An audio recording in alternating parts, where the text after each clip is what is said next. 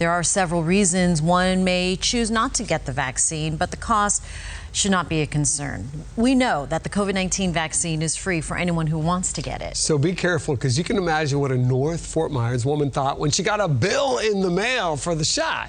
Fox 4's Rob Manch has been looking into this and has the story from North Fort Myers. Well, even though the federal government covers the cost of the COVID-19 shot, it doesn't always cover the cost of administering it. That's what one woman found out after she got her shot at this Publix here in North Fort Myers. The woman didn't want to be identified, but she showed me the bill that clearly stated it was from Publix. When I opened it and I saw a $40 charge for my COVID vaccine, I couldn't believe it, because I was under the impression it was free.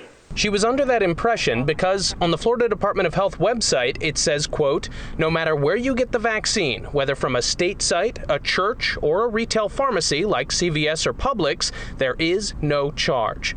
But economist Victor Clark at Florida Gulf Coast University says someone has to pay the cost to have a trained professional give you the shot. They do have an opportunity cost of providing that vaccine, and the administrative fee simply covers costs. And the Centers for Disease Control says on its website that fee can be billed to your insurance. That's what happened in this woman's case. Even though I didn't pay it per se, it's coming out of my benefits. It's being paid by my Medicare. She's not alone in her concern. According to the U.S. Census Bureau, more than 1.6 million Americans surveyed at the beginning of June did not want to get the shot because they were worried it might cost them something. According to Clark, we still don't know if administration fees will result in higher premiums and deductibles down the road, but he says it's better than the alternative. I think we don't yet know how costly this administrative fee will be for insurance companies.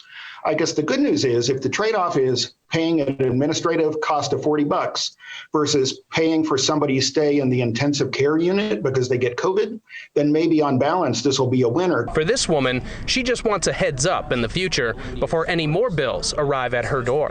I think Publix somehow should have mentioned it when they gave the vaccine. I did reach out to Publix, but I haven't heard back from the company at this time. Now, it is important to note that you personally will never be billed for vaccine administration costs. If you don't have insurance, the federal government has set money aside to cover those costs. In North Fort Myers, Rob Manch, Fox 4.